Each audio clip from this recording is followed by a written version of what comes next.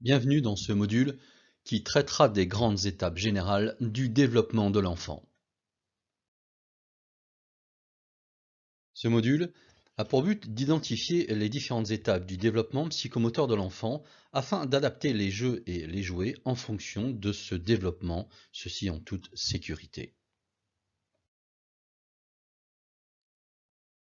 Les grandes étapes générales de ce module comportent 4 items: le développement social de l'enfant, les jeux et les activités, les capacités motrices et le sommeil.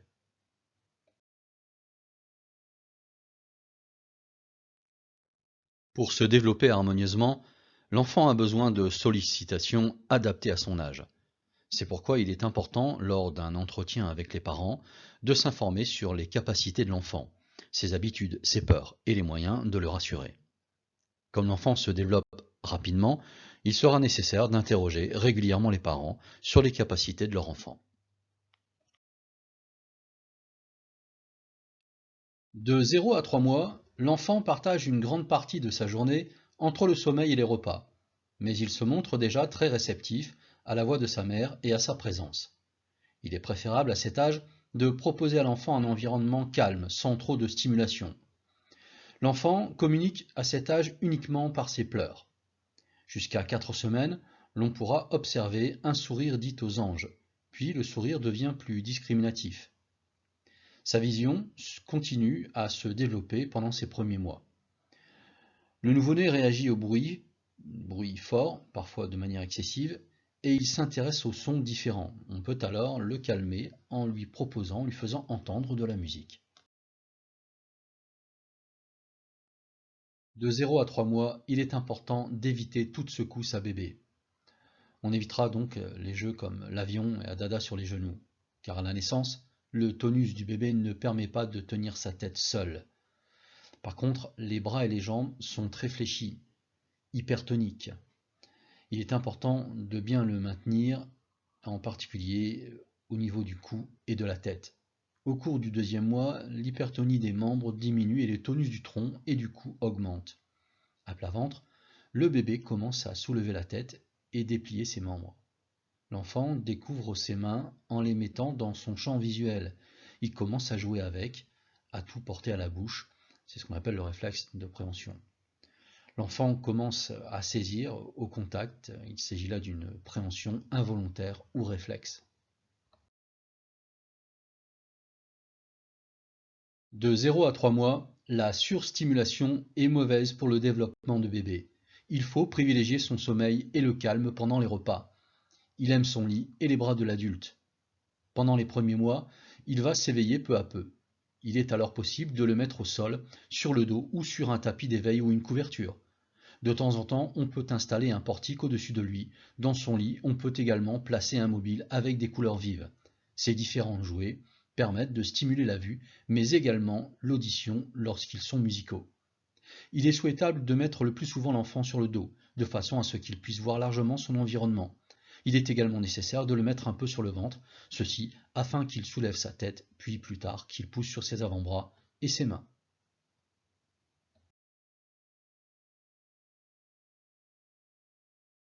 De 4 à 6 mois, l'enfant s'intéresse à ce qui l'entoure. Son temps d'éveil augmente et il communique par des gazouillis, des cris, des mouvements du corps. Il oriente maintenant sa tête vers une source sonore et s'anime aux préparatifs des repas. De 4 à 6 mois, l'enfant distingue le jour et la nuit. Il peut dormir de 10 à 12 heures sans se réveiller et il a encore besoin de sieste. Il tient sa tête droite, gesticule, il sait se retourner sur le ventre et appuyer sur ses avant-bras et ses mains. Il joue avec ses jambes et ses pieds. C'est ce qu'on appelle une préhension volontaire, une prise globale des objets.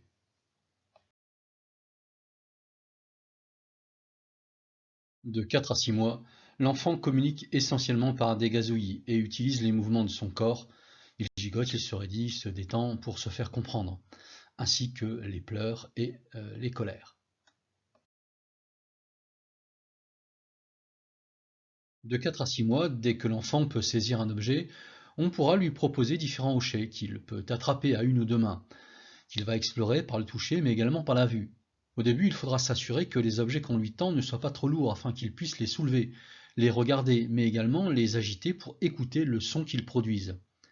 Le portique sera encore intéressant car l'enfant, placé sur le dos, essaiera d'en attraper les éléments.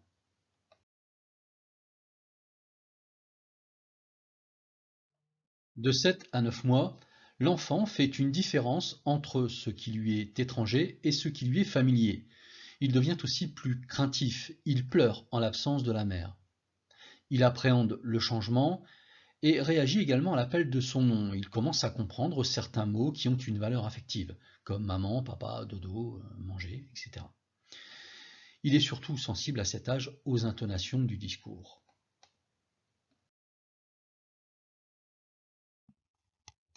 De 7 à 9 mois, le sommeil en journée diminue, de manière variable selon les enfants. Au cours de cette période, l'enfant peut pleurer lorsqu'il n'est pas en présence de la mère, car il a peur de ne pas la revoir. C'est ce qu'on appelle l'angoisse du 8e mois. Il est donc nécessaire de beaucoup le rassurer sur le retour de celle-ci. C'est l'époque où peut être proposé à l'enfant un jouet, un tissu qui servira en fait d'objet transitionnel pour le rassurer et l'aider à mieux vivre la séparation, car l'enfant appréhende les changements et tout ce qui est nouveau lui fait peur. De 7 à 9 mois, l'enfant bouge beaucoup. Ses mouvements commencent à avoir un but. Il peut en effet tourner sur lui-même pour attraper un objet qu'il désire. Il commence à s'asseoir, à se déplacer, quelle que soit sa façon de faire. Il nécessite donc une grande surveillance car il ne reste pas à l'endroit où on l'installe. Il peut tenir assis tout seul, mais il n'est pas autonome. Il ne faut pas le laisser trop longtemps, par exemple dans un canapé, calé dans des coussins. Il peut prendre, nous l'avons déjà dit, mais également lâcher des objets. Il aime d'ailleurs jeter des objets et attendre que l'adulte les lui rapporte.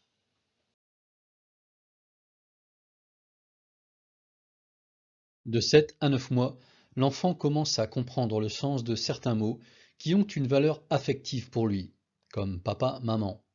Mais il est surtout sensible aux intonations du discours et il peut se mettre à pleurer s'il perçoit la dureté d'un discours, la dureté d'une parole. Dès qu'il commencera à se déplacer, le portique aura moins d'intérêt pour l'enfant. On pourra alors privilégier des jeux qui roulent, comme les ballons, les véhicules à roulettes, qui basculent, comme les culbutos, et des jouets multisensoriels, à textures différentes, avec des sons différents, des formes différentes, des couleurs variées. Le tableau d'éveil permet d'ailleurs à l'enfant d'explorer ces différentes facettes. À partir du moment où l'enfant se met assis ou à genoux, on peut également lui proposer des tables d'activité, des instruments de musique.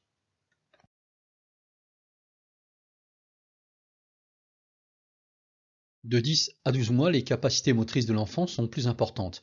Il passe de la position couchée à la position assise et vice-versa.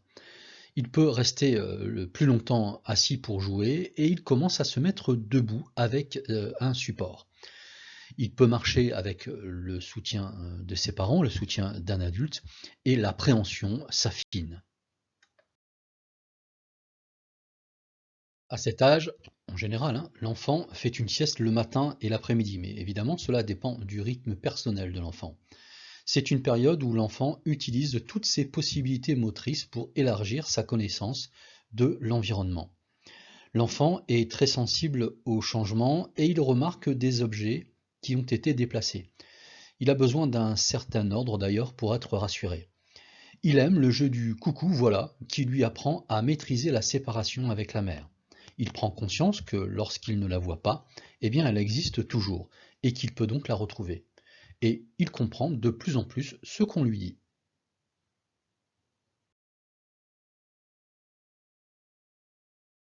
De 10 à 12 mois, l'enfant commence donc à dire ses premiers mots. Il peut même avoir un jargon peu explicite, mais qui correspond à des situations qui sont bien particulières, bien précises. Concernant les jeux et les activités, l'enfant se met debout et commence à se déplacer tout seul. On peut lui proposer des jeux à pousser, à tirer, et à cet âge, l'enfant aime beaucoup les jeux qui lui permettent de remplir et de vider.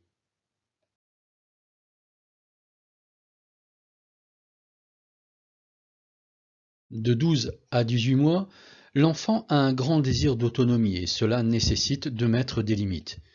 Il a une capacité d'attention plus soutenue et un désir de jouer avec l'adulte. En collectivité, il joue encore seul mais s'intéresse aux jeux des autres. Ses relations avec les autres enfants sont encore peu harmonieuses et il commence à manger seul à la cuillère.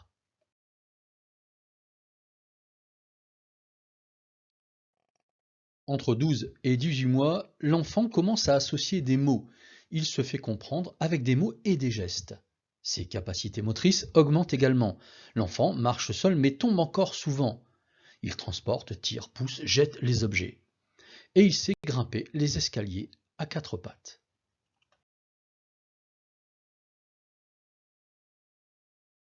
À cet âge, l'enfant est capable de se concentrer un court moment et il change très souvent d'activité. Il a encore du mal à comprendre les règles et son jeu est surtout exploratoire.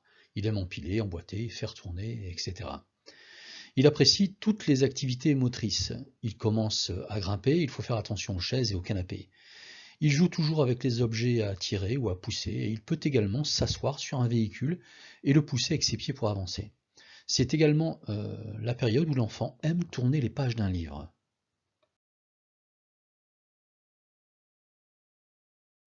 Entre 18 mois et 2 ans, l'enfant peut s'opposer à l'adulte. C'est le moment où il dit souvent non. Il peut y avoir des difficultés à se coucher et une nécessité à installer un rituel de couchage. Le langage devient global, le vocabulaire s'enrichit, les capacités psychomotrices s'améliorent, la marche devient stable, il court, saute, grimpe et peut tenir un crayon et faire du gribouillage.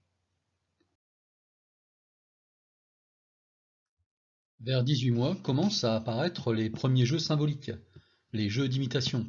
Il est alors intéressant de proposer à l'enfant un jeu de dinette, des petites voitures, poupées, un téléphone, tout ce qui lui permet d'imiter l'adulte. Très souvent, l'enfant détourne d'ailleurs les matériels pour faire semblant. L'exemple, il prend un cube en plastique et le place à son oreille pour faire semblant de téléphoner. À cet âge, les jeux peuvent se complexifier, forme emboîtée, début des jeux d'encastrement, découverte des jeux de cause à effet, de construction, des jeux de mémoire.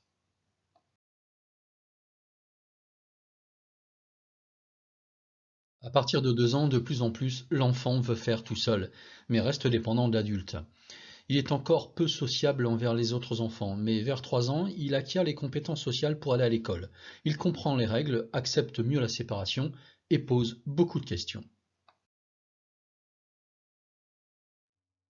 À partir de 2 ans, c'est le moment où les phrases sont également plus construites.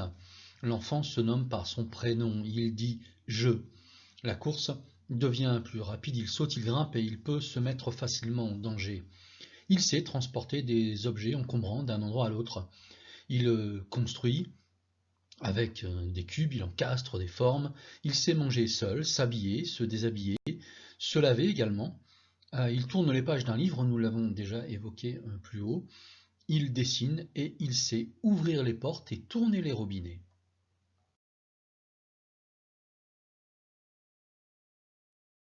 Vers 2 ans, nous l'avons vu, l'enfant peut avoir du mal à se coucher et il a des exigences face à l'endormissement, il exige un certain rituel à respecter.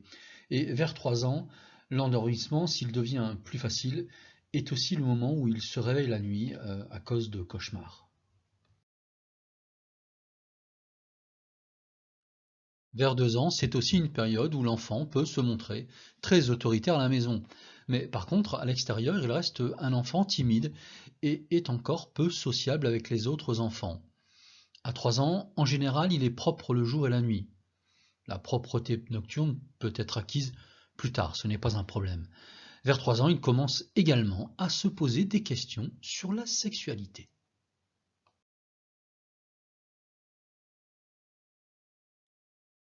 Entre 2 et 3 ans, on peut proposer à l'enfant des activités plus organisées avec une règle à respecter. L'enfant aime la peinture, la pâte à modeler, le dessin, les gommettes. On peut également lui proposer des puzzles, des lotos, un jeu de domino ou un jeu de memory. Les jeux d'imitation gardent évidemment une grande place dans ces jeux, mais il a également beaucoup besoin de se dépenser et les activités à l'extérieur ne doivent pas être oubliées, ne doivent pas être négligées. Il commence à chanter, mais surtout à faire les gestes qui accompagnent les chansons et les cantines. Après 3 ans, l'enfant peut se concentrer plus longuement. Et en plus des activités précédemment citées, on pourra lui proposer des jeux de société qui sont adaptés à son âge. Des délais qui sont un peu plus longs dans la découverte au niveau des livres et aller un peu plus loin dans les activités. Les activités extérieures restent également très importantes pour l'enfant. Il a besoin de se dépenser.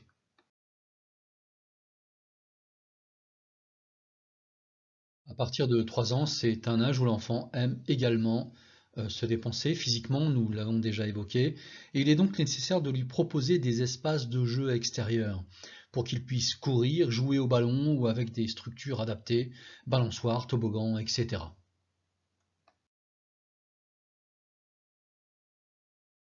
En tenant compte du développement physique, psychomoteur et social de l'enfant, vous adapterez votre conduite à tenir afin de respecter le rythme propre de l'enfant et vous assurer de sa sécurité de manière optimale.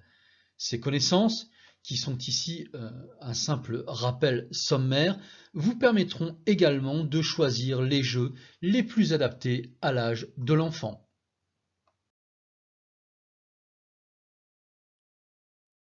Ce module est à présent terminé. Le module suivant portera sur l'alimentation et l'hygiène de l'enfant. Merci de votre attention.